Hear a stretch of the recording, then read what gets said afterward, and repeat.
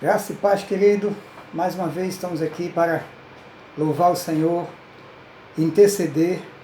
Este é um momento de clamor, é um momento de intercessão.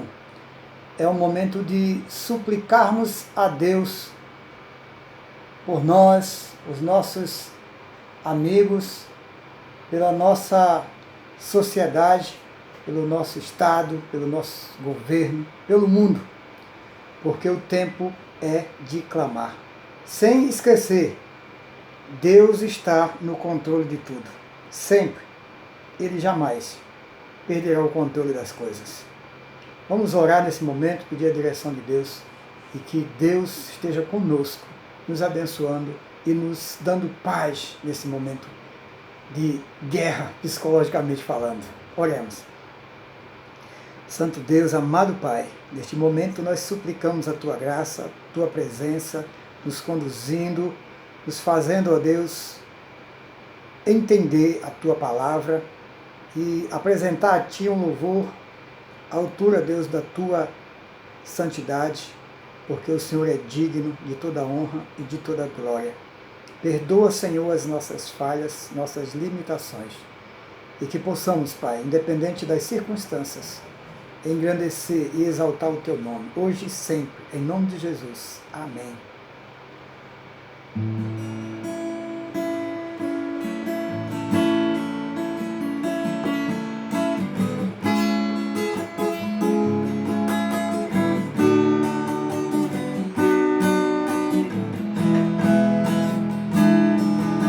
Esta paz que eu sinto em minha alma não é porque tudo em mim vai bem. Esta paz que eu sinto em minha alma é porque eu louvo ao meu Senhor. Não olha as circunstâncias, não, não, não. Olha o seu amor, seu grande amor. Não me guie por vista, alegre sou. Não olha as circunstâncias, não, não, não. Olha o seu amor, tão grande amor. Não me guie por vista, alegre sou. Esta paz que eu sinto em minha alma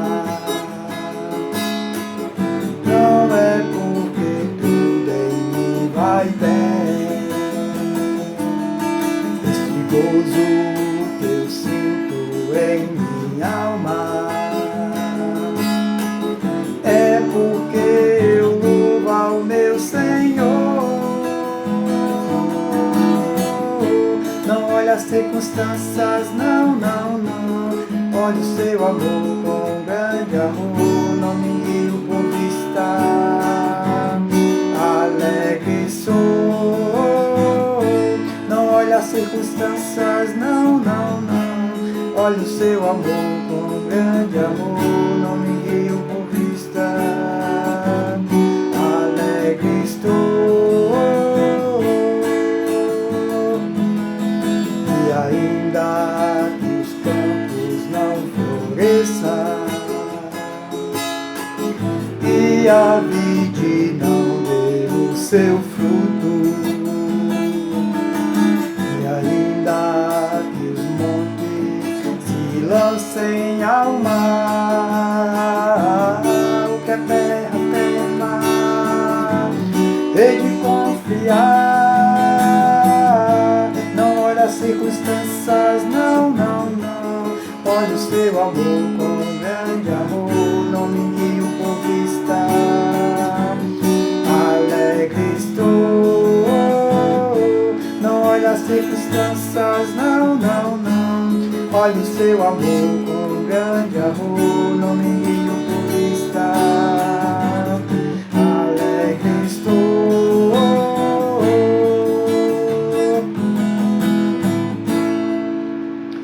Não importa as circunstâncias, Deus é o meu Senhor, é o seu Senhor. Ele está no controle e nós podemos ter paz em meio às tempestades. Estamos nesse momento tenso, mas confiante, porque temos a esperança na palavra do Senhor, o Rei do Universo. Tudo está debaixo das suas mãos poderosas, inclusive essas coisas que estão acontecendo. Tem a permissão dele e tem um propósito. Que Deus te abençoe. Eu quero mais uma vez interceder neste momento por você, por sua família e pelo nosso povo. Oremos. Senhor, mais uma vez estamos aqui diante de Ti, Deus, para interceder, Deus, pelos meus amigos que me ouvem, meus irmãos, que a Tua graça esteja com eles, fortalecendo sua fé, confortando seus corações diante das adversidades. Que possam, ó Deus, aprender a confiar mais e mais em Ti, se fortalecer em Ti, crendo que Tu és a única esperança e que o Senhor os ama e jamais os deixará. Supre, ó Deus, as necessidades de cada um, seja elas quais forem. Pai, olha para a nossa nação, olha para a nossa cidade, olha para o nosso povo, nossos irmãos, Tu que conheces as necessidades de cada um. Ó Deus, direciona os passos de cada um, conduza-os dentro dos Teus propósitos. Abre o coração daqueles, ó Deus, que ainda não conseguem, ó Deus, te sentir, e os olhos daqueles que não conseguem enxergar dentro do Teu padrão de vida, de reino, dentro da ótica do Senhor. Em nome de Jesus, que o mundo seja despertado para enxergar o que estás para fazer, mediante o que está acontecendo. Senhor, fica conosco nessa noite, pois assim oramos em nome de Jesus. Amém. Queridos, eu tenho aqui uns 18 minutos e eu quero compartilhar esses minutos com você da Palavra de Deus. Hoje eu recebi, ou melhor, essa semana, esses dias, recebi de um amigo um vídeo muito interessante falando sobre escatologia. Afinal, estava no grupo da igreja, não sei se alguns irmãos viram, né? Porque eu fiz uma pergunta e não obtive resposta, se alguém tinha visto. Não sei se alguém viu. Mas, de qualquer forma, eu não quero aqui entrar em detalhes com relação ao assunto, já que se trata de um assunto muito extenso e muito complexo. Não podemos falar de coisa desse tipo em 15 minutos, não tem como. Mas fala-se sobre a volta de Jesus. E a abordagem é: haverá arrebatamento? Nós, igreja, passaremos pela grande tribulação? Sairemos no meio dela? Ou o Senhor nos levará antes? Então o vídeo, que é um debate, na verdade, gira em torno disso. E, por sinal, o debate até eu tenho o nome é Veja Só. De repente você conhece. Achei interessante, né? Dois homens, dois servos de Deus, aparentemente estudiosos, né? E o assunto foi interessante, mas alguns pontos a gente concorda, outros não, mas vamos deixar isso para lá. O que eu quero que os irmãos fiquem cientes é de uma coisa. É complicado a gente chegar a uma definição categórica, dizer essa visão está certa, A está certa, ou B está certa, ou C, porque tem mais de duas visões, dois conceitos, né? Basicamente são duas, mas entre essas duas existem algumas divergências.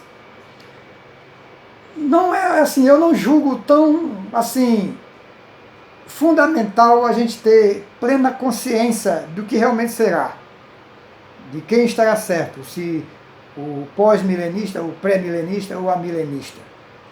Se você quiser saber da minha visão, muito embora eu não me prenda a isso, deixar isso bem claro, o que importa para mim é ter Jesus, é saber que Ele vai vir e vai nos levar para estar junto dele. Ele já perdoou os meus pecados o pecado não tem mais poder sobre minha vida, porque de acordo com as cartas de Paulo, uma das cartas Romanos, capítulo 8, versículo 1, diz que não há condenação para os que estão em Cristo Jesus.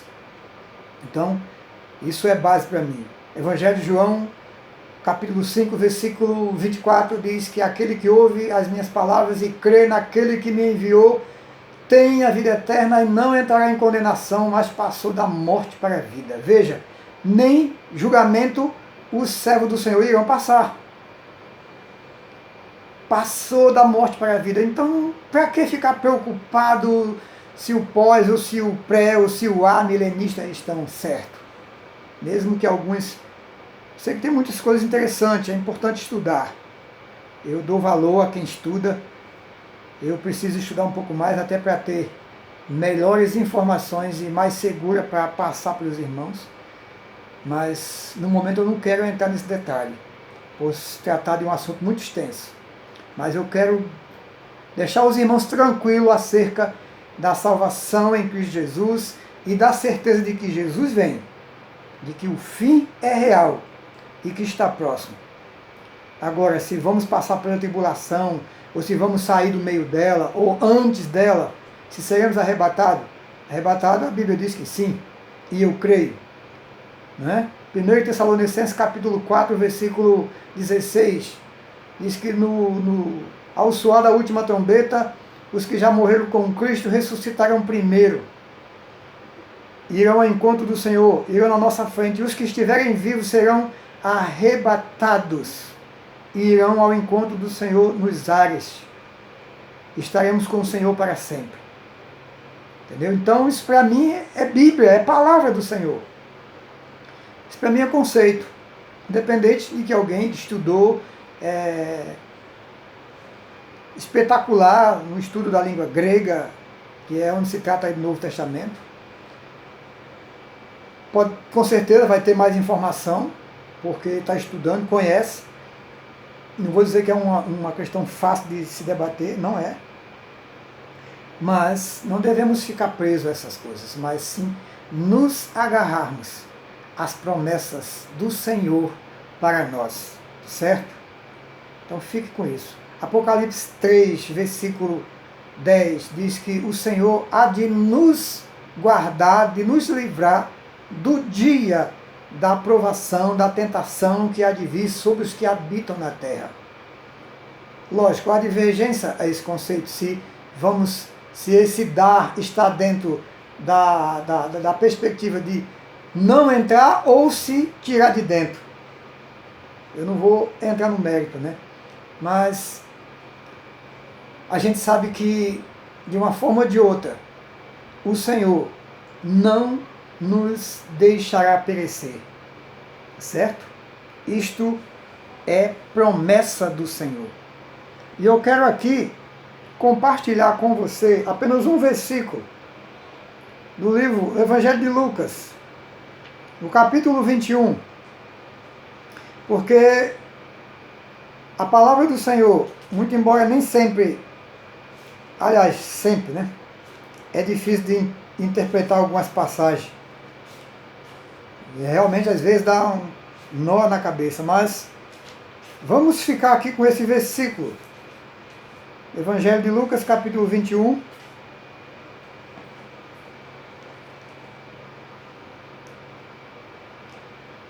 Se nós formos ler esse capítulo do início, a exemplo de Mateus 24 e de Marcos 13, é o texto que descreve o sermão profético, os princípios das dores, em que Jesus diz que surgirá falsos profetas, e ele nos adverte para tomarmos cuidado, para não sermos enganados, porque surgiram muitos falsos profetas enganando a muitos, tá certo? E então ele diz que nesse momento, conforme diz Mateus, o pecado vai se multiplicar de tal forma que o amor vai se esfriar, e isso é uma realidade que nós podemos ver hoje, sem sombra de dúvida. Tribulações, desde que existe homem, e que existe pessoas, e que o pecado entrou no mundo, que o homem sofre tribulações. Mas não podemos comparar a tribulação, a grande tribulação do fim dos tempos, das últimas, com as tribulações do dia a dia que nós passamos, que a igreja mesmo já viveu dos primeiros séculos da sua existência, depois de Cristo. Ainda hoje passa. Hoje, se você acessar a internet, você vai ver que no Oriente, principalmente, cristãos têm sido mortos, têm sido queimados, têm sido afogados por causa do Evangelho, certo? Isso sempre existiu em número muito maior e hoje ainda existe. Então a igreja sempre passou por perseguições e tribulações. E no mundo, Jesus disse, tereis aflições, portanto tem de bom ânimo. João 16, 33.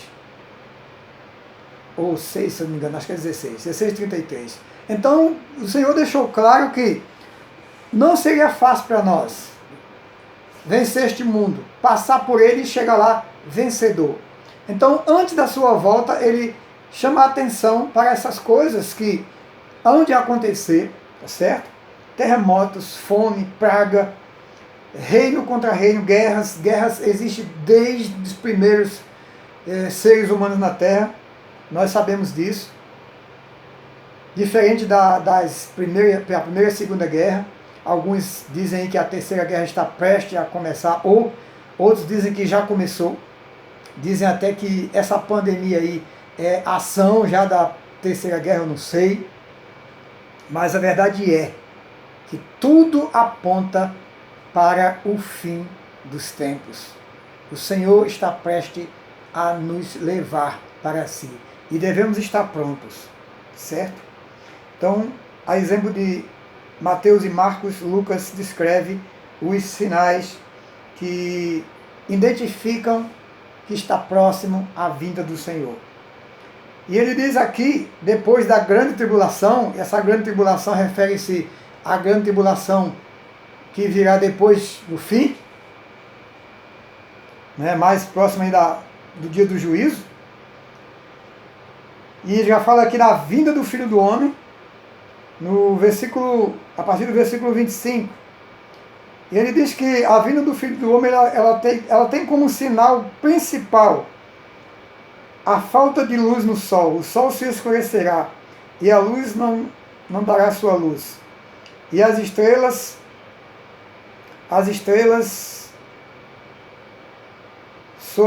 cairão sobre a terra. Deixa eu ver aqui, mas que eu estou falando sem ler, vou ler aqui. Haverá sinais no sol e na lua e nas estrelas. Sobre a terra haverá angústia para as nações, perplexos com o bramido do mar e das ondas. Os homens desmaiarão de terror pela expectativa das coisas que acontecerão com o mundo, porque os poderes do céu serão abalados. Então virão o Filho do Homem vindo com poder e grande glória numa nuvem. Quando essas coisas acontecerem, ou melhor, começar a acontecer, exultai e levantai a cabeça, porque a vossa redenção se aproxima. Isto é, quando Jesus estiver voltando, quer dizer que a nossa redenção, ela está prestes a se cumprir. E nunca mais passaremos por sofrimento, nunca mais teremos tormenta, nunca mais sofreremos ameaças, medo, tristeza, dor, enfermidade.